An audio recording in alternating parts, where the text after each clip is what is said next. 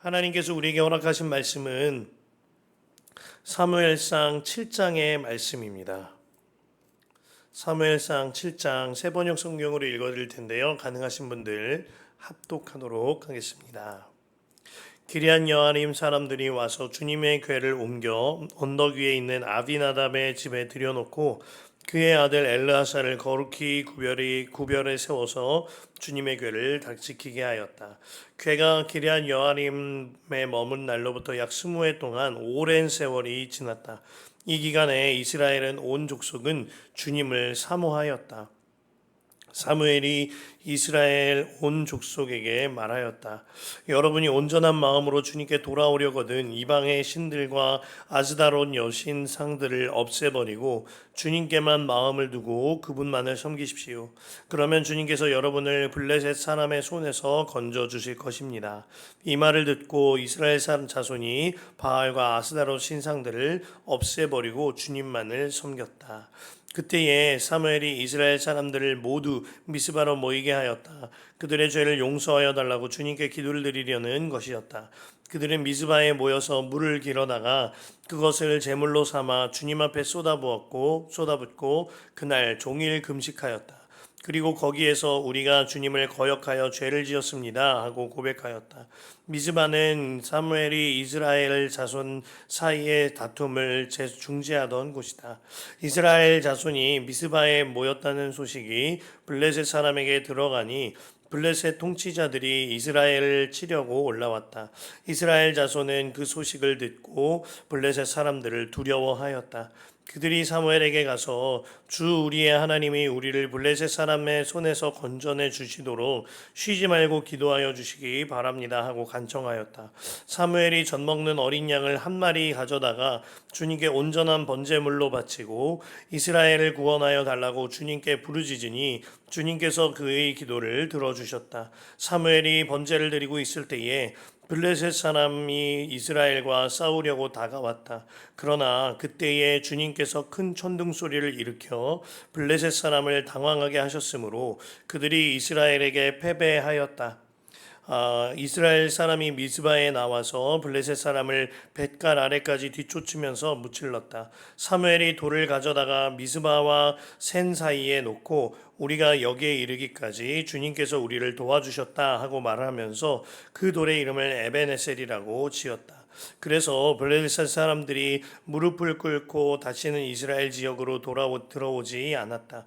사무엘이 살아있는 동안에는 주님의 손이 블레셋 사람을 막아 주었다. 블레셋 사람이 이스라엘에게서 빼앗아간 성읍들 곧 에그론과 가드 사이에 있는 성읍들도 이스라엘에 되돌아왔으며 성읍에 딸린 지역도 이스라엘이 블레셋 사람의 손에서 되찾았다. 이스라엘은 또 아모리 사람과도 평화롭게 지냈다. 사무엘은 살아있는 동안 이스라엘을 다스렸다. 그는 해마다 베델과 길갈과 미스바 지역을 돌면서 그 모든 곳에서 이스라엘 사람 사이에 분쟁을 중재하였다. 그리고는 자기 집이 있는 라마로 돌아와서 거기에서도 이스라엘의 사사로 활동하였다. 그는 라마에 주님의 제단을 쌓았다. 아멘. 하나님의 말씀입니다. 오늘은 특별히 금요 성령 집회가 있는 날입니다. 이를 위하여 함께 기도로 준비하실 뿐 아니라 함께 하셔서 주님의 성령으로 충만한 밤 되시기를 축복합니다. 제가 예수동행 일기를 쓸 때 마지막 문장에 자주 쓰이는 문장 중 하나가 이겁니다. 주님이 하셨습니다. 그리고 내일 하루 주님이 하십니다. 이것은 제 신앙의 고백이기도 합니다. 제 삶을 돌아보면 정말 주님이 하셨습니다 라는 고백이 터져 나와요. 이것이 믿어지니까 앞으로도 주님이 하실 일이 믿어지고 사모되는 거죠. 이번 주간에 저희 어머니께서 다녀가셨다 말씀을 드렸는데요. 자연스럽게 저의 성장기와 그리고 지난 저희 가정이 예수님을 믿게 된 이야기들이 조금 오갔습니다. 그때 결론 지어지는 것이 있었어요. 지금까지의 삶을 돌아보니 정말로 주님이 하셨구나 하는 겁니다. 어머니와 제가 어릴 적에 말 못할 고난을 당할 때도 있었습니다. 그리고 저희 가정이 재정적인 문제로 큰 어려움을 만난 일도 있지요. 저의 질병과 무너짐으로 인하여 완전히 실패한 사람처럼 지내던 시간도 있었습니다. 저 때문에 제 안에도 아주 극심한 어두움을 지난 시간도 있었죠. 그런데 그렇게 실패하고 버려지고 끝난 것 같은 저희 가정에도 주님께서는 함께하여 주셨고 은혜의 빛을 비춰 주셔서 주님이 하셨습니다. 이렇게 재건할 수 있게 되어진 겁니다. 그리고 지금까지 주님이 하신 일이 그 믿어지니 앞으로도 주님이 하십니다. 이 고백이 참 고백이 되어진 거죠. 주님이 하셨습니다. 주님이 하십니다. 이 고백이요. 오늘 본문 12절에 에벤에셀입니다. 에벤이라는 뜻은 돌이라는 뜻이거니와 에셀이라는 뜻은 도움이다. 돕다, 도움이라는 뜻입니다. 그래서 도움의 돌, 주님께서 여기까지 우리를 도우셨다라고 말하는 건데요. 그러나 에벤에셀이라는 이 장소가 처음부터 이스라엘 민족에게 도움의 장소, 도움의 돌이 아니었습니다. 사무엘 4장에 보면 우리가 블레셋과 이스라엘의 전투를 보았는데 그때 이스라엘이 크게 패하죠.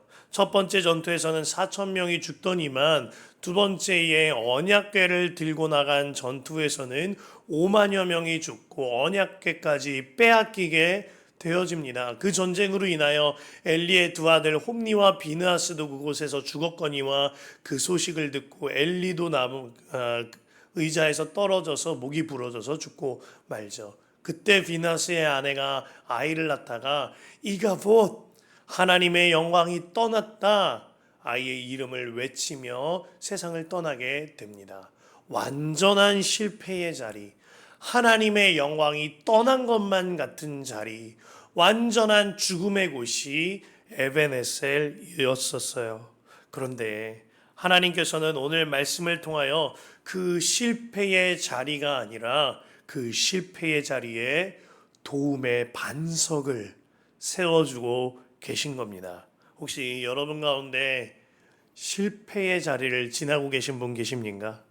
오늘 말씀을 통하여 실패의 자리에 도움의 반석을 세우시는 에벤에셀 하나님을 만나게 되시길 축복합니다. 4장부터 6장까지 언약궤에 대한 말씀이 이어졌는데요.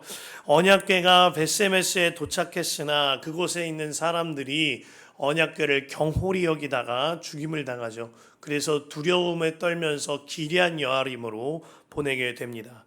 그렇게 기럇 여아림에 도착한 언약궤는 오늘 본문에 보면 20년 동안 방치되었다라 그랬어요. 본문의 2절은 오랜 세월 동안이라고 그 표현을 강조하고 있지요. 그러면서 이 기간에 이스라엘의 온 족속은 주님을 사모하였다라고 번역되어져 있는데요. 좀 더 명확하게 설명드릴 필요가 있을 것 같아요. 그들이 사모하였다라는 표현은 나하로서요. 통곡했다. 애곡하면서 애가를 불렀다. 이런 뜻입니다. 그러므로 이 문장을 좀 더 직역하면 그들이 슬프게 울면서 애타게 하나님을 찾았다. 슬프게 통곡하면서 하나님 앞에 울었다라는 뜻입니다. 뭔가 일이 생겼던 거죠. 그 20년이라는 하나님의 법궤를 방치해 둔 그 세월 동안 일이 생긴 겁니다. 배경과 함께 풀어서 설명하면 이렇습니다. 이스라엘 민족들은 하나님의 언약궤가 돌아올 때 뛸 듯이 기뻐하였지요. 그러나 그 기쁨은 하나님에 대한 기쁨이 아니라 내 소원을 성취해 줄 물건이 들어온 듯한 기쁨, 기복신앙에 비롯된 기쁨과 같은 것이었습니다. 그들은 하나님을 하나님께답게 섬기지 않고 창고에 처박아 두었던 어떠한 도구처럼 여겼던 거예요. 그런데 그 언약궤가 생각보다 너무나 거룩하고도 두려운 존재였던 거죠. 그러자 20년 동안 방치해 두었는데 그럼에도 불구하고 하나님께서는 그들이 다시 하나님을 돌아보기를 기다리셨어요. 20년 동안. 그러나 그들은 여전히 죄악 가운데 살았습니다. 그러자 하나님께서 하나님의 보이지 않는 손을 드신 거예요. 블레셋이라는 도구를 주께서 쓰셔서 그들을 블레셋의 손에 압제당하도록 넘겨주신 겁니다. 그제가 돼서야 그들이 애통하고 통곡하며 하나님께 나 좀 살려달라고 울부짖게 된 거죠. 그것이 오늘 2절에 이 기간에 이스라엘의 온 족속은 주님을 사모하였다라고 번역된 거예요. 사사시대의 패턴이 똑같이 사무엘에게도 이어지고 있는 겁니다. 드디어 마지막 사사라고도 불렸던 사무엘이 그 입술을 열어 하나님의 말씀을 전합니다. 3절 말씀에 사무엘이 이스라엘 온 족속에게 말하였다. 여러분이 온전한 마음으로 주님께 돌아오려거든 이방의 신들과 아스다론 여신상들을 없애버리고 주님께만 마음을 두고 그분만을 섬기십시오. 그러면 주님께서 여러분을 블레셋 사람에서 손에서 건져주실 것입니다. 그동안 블레셋 사람 손에 압제당했다는 근거가 3절 말씀인 거예요. 그리고 사무엘이 말하는 겁니다. 회개하라. 아스다롯과 우상 신상들을 없애버려라. 여러분, 회개는 잘못했다는 것을 인식하거나 후회하는 것에서 그치는 것이 회개가 아니라고 말씀드렸어요. 그 마음과 그리고 그의 삶을 완전히 돌이켜 버리는 겁니다. 그로 말미암아 다시금 주님 안으로 들어가는 거죠. 그래서 회개에는 정확한 눈물의 고백과 구체적인 삶의 변화가 동반되는 겁니다. 사무엘이 그 이야기를 하고 있는 거예요. 이스라엘 백성들은 하나님을 섬기기는 했어요. 이 시간에도 하나님께 예배하기도 하였죠. 그러나 그와 동시에 아스다롯 여신상을 비롯한 우상을 섬기는 죄가 그들에게 너무나도 횡행하게 일어났습니다. 주일에는 예배도 합니다. 그런데 다시 일상에 돌아가면 돈을 의지하고 사람 의지하고 혹은 운세를 바라보고 다른 여타 여러 가지 눈에 보이는 현상과 체험을 바라보는 삶을 그들이 살았던 거예요. 여기에 그들이 죄악이 드러납니다. 아스다롯이라는 우상은요, 바알의 아내라는 우상이었거든요. 바알과 아스다롯을 섬기는 이들 사이에서는 이 바알과 아스다롯이 부부관계이니 그 두 신이 성관계를 할 때에 하늘에서 비가 내려서 풍요를 내릴 거다, 이런 악한 생각을 하였습니다. 그래서 바알 신당과 그리고 아스다롯 신당에서 제사를 할 때 창기들과 같은 신녀들과 합하여 매우 난잡한 음란 행위를 했던 거예요. 이 음란 행위를 통하여 바알과 아스다롯이 우리에게 풍요를 줄 것이다, 이렇게 믿고 그렇게 생각했던 거죠. 이러한 배경 아래에 사무엘은 가장 먼저 아스다롯을 없애버려 말한 겁니다. 음란과 탐욕으로 사로잡힌 이 우상 숭배를 완전히 없애버리라는 거예요. 그런데요, 주목할 것은 사무엘이 없애라고만 말하지 않는다는 겁니다. 한 가지 더.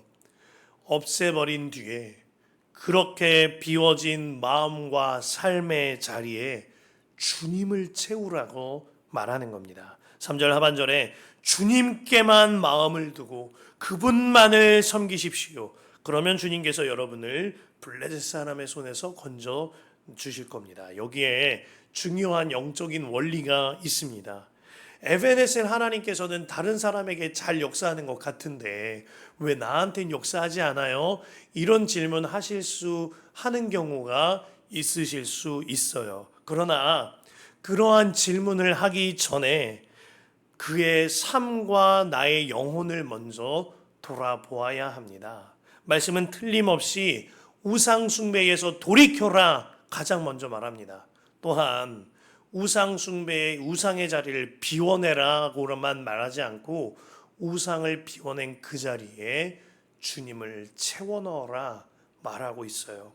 에베소서 5장 18절에 술 취하지 말라 이는 방탕한 것이니 오직 성령으로 충만함을 받으라 하였습니다. 먼저 전제되어야 할 것은 남들이 아니라 내가 바로 저를 포함한 우리 모두가 바로 영적인 술 취한 사람처럼 주님 앞에 휘청거리는 영혼임을 깨달아 알아야 합니다. 이리저리 헤매이던 영혼이었지요. 그렇다면 이제는 내 속에 채워진 방탕하고도 악한 것들을 비워내고 돌이켜야 하는 거예요. 그러나 여기서 끝나면 안 된다는 겁니다. 비워낸 그 자리에 성령으로 충만함을 받으라 하였습니다. 성령으로 충만함을 받는 것이 무엇이지요? 에베소서 5장 18절 뒤에 이어서 19절과 20절을 보면 시와 찬송과 신령한 노래들로 서로 화답하며 너희의 마음으로 주께 노래하며 찬송하며 범사의 우리 주 예수 그리스도의 이름으로 항상 아버지 하나님께 감사하며 아멘입니다. 삶의 언어를 바꾸라는 거예요. 정말 나의 마음의 우상을 비워버리고 성령의 충만을 채워넣길 원한다면 삶의 언어를 바꾸라는 것입니다. 이전에는 불평의 언어에서 이제는 찬송의 노래로, 이전에는 한담과 헌담의 언어에서 이제는 하나님을 향한 감사의 언어로, 그 가장 확실한 고백이 주님이 하셨습니다. 앞으로도 주님이 하십니다. 이 고백인 거죠. 내 삶과 내 삶의 언어를 바꾸는 것이 성령으로 충만함을 얻은 자의 삶인 겁니다. 내 안에 방탕한 것은 비워내고 이제는 성령으로 충만한 삶의 언어를 채우라는 거죠. 오늘 사무엘이 그 이야기를 백성들에게 하고 있는 것입니다. 아스다롯을 비우고 주님을 채워라. 주님만을 섬기라. 아멘입니다. 너무나 감사한 것은 백성들이 반응했다는 거예요. 4절 말씀에 보면 이 말을 듣고 이스라엘 자손이 바알과 아스다롯 신상들을 없애버리고 주님만을 섬겼다. 하나님의 타이밍, 하나님이 블레셋을 물리치실 때가 된 거죠. 지난 20여 년간 침묵했던 사무엘이 이제는 역사의 전면에 나타나서 말할 수 있는 순간이 되어진 겁니다. 그리고 이제 5절 이하의 사람들을 미스바로 불러서 회개를 일으킵니다. 그때 특별한 것이요, 6절에 보면 제물을 물을 제물로 삼았다 그랬어요. 이는 그들의 회개의 눈물을 말합니다. 또한 우리의 죄를 씻어주시는 주님의 은혜를 말하지요. 즉 물은 죄를 씻김 받는다라는 뜻인 거예요. 그리고 종일 동안 금식했다고 했습니다. 이제는 완전한 돌이킨 삶을 살기로 결단한 거예요. 내 힘을 완전히 빼고 하나님으로 이끌림 받겠습니다 하는 거죠. 그렇게 엄청난 은혜의 부흥이 일어났어요. 그런데요, 그와 동시에 엄청난 방해도 일어나게 됩니다. 블레셋이 쳐들어온 거예요. 블레셋이 이 광경을 보고 힘써서 쳐들어온 겁니다. 영적 방해예요. 우리도 이럴 때 있지 않습니까? 이제 영적으로 한 계단 올라가려고 하는데 문제가 터져요.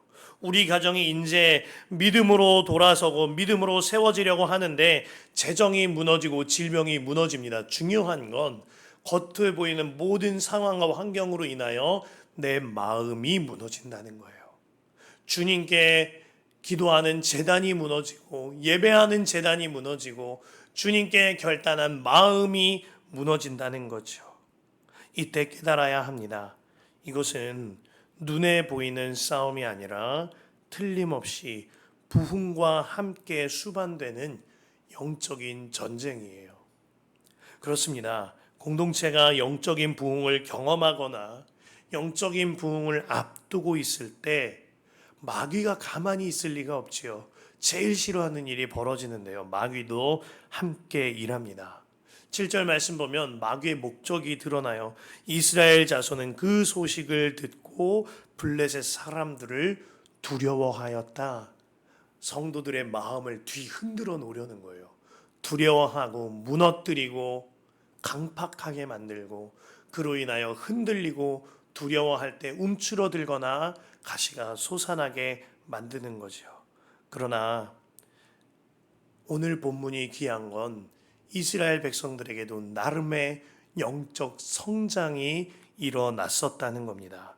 백성들이 사무엘을 찾아와서 부탁을 해요. 8절 하반절에 보면 우리를 위해서 쉬지 말고 기도를 해주기를 바랍니다. 부탁을 하는 거예요. 기도를 부탁한다는 건요, 엄청난 영적 성장이에요. 보이지 않는 하나님을 믿는 일이기 때문입니다. 푸념은 누구나 할 수 있어요. 사람 찾아가서 힘들다 죽겠다 이런 말은, 이런 믿음 없는 말은 예수님 믿지 않는 사람들도 푸념하고 불평할 수 있지요. 그러나 기도를 부탁하는 일은 하나님이 믿어져야만 가능한 일입니다. 자, 우리 교회에 중보기도 카드가 있습니다. 이 중보기도 카드 제출하면 중보기도 팀과 또한 저도 함께 기도해요. 매일 새벽마다 제가 중보기도 제목을 붙들고 기도하는데 정말 주님을 바라보면서 기도가 터져 나옵니다. 기도를 부탁하는 일, 믿는 자가 행하는 굉장히 중요한 일인 거예요. 저에게도 중보기도 카드가 있을까요? 있을까요? 제가 중보기도 팀장님을 통해서나 이따금 목회에 관하여서 또 제 개인적인 일에 관하여서 부탁을 드릴 때가 있어요. 놀라운 건 부탁드리는 기도 제목마다 주님께서 열어주시고 해결시켜 주시고 뿐만 아니라 주의 방법을 기다리게도 하신다는 거예요. 저에게 또 한 가지 중보기도 카드는 저에게 함께 하시는 영적인 선배나 또 함께하는 영적인 작은 공동체들입니다. 기도 제목이나 도움이 필요할 때 믿음의 선배 목사님이나 예수님과 동행하는 모임에서 기도 제목을 나누기도 합니다. 조언을 구하기도 하지요. 왜냐하면 기도할 때 일하시는 하나님이 틀림없이 믿어지기 때문이에요. 사무엘이 기도하기 시작하자 하나님께서 일하시기 시작합니다. 9절 말씀이에요.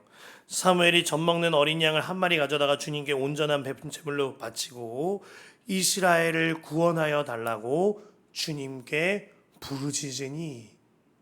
부르짖으며 기도한 거예요. 주님께서 그의 기도를 들어주셨다. 아멘인 거죠.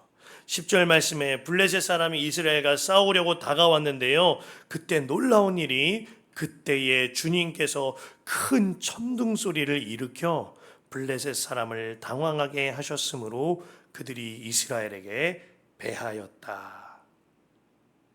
이 영적 전쟁에 승리한 이스라엘이 마침내 여기까지 주님이 우리를 도우셨다라고 말하면서 에베네셀 고백하고 있는 겁니다.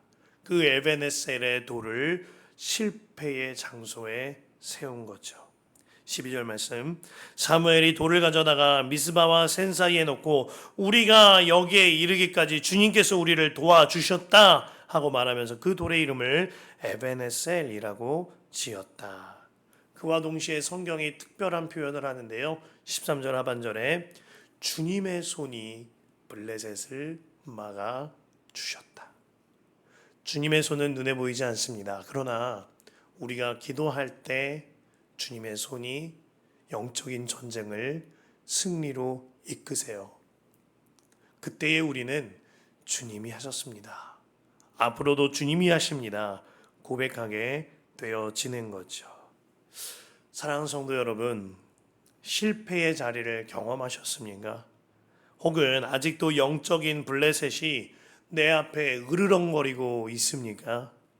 여러분의 실패의 자리에 이미 영원한 도움의 반석이 세워져 있어요.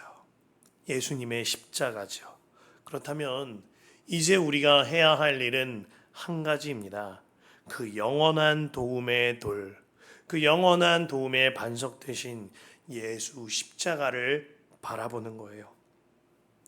그 예수 십자가를 바라보며 가장 먼저 내 삶에 그리고 내 마음에 아스타로트와 우상들을 없애버리십시오.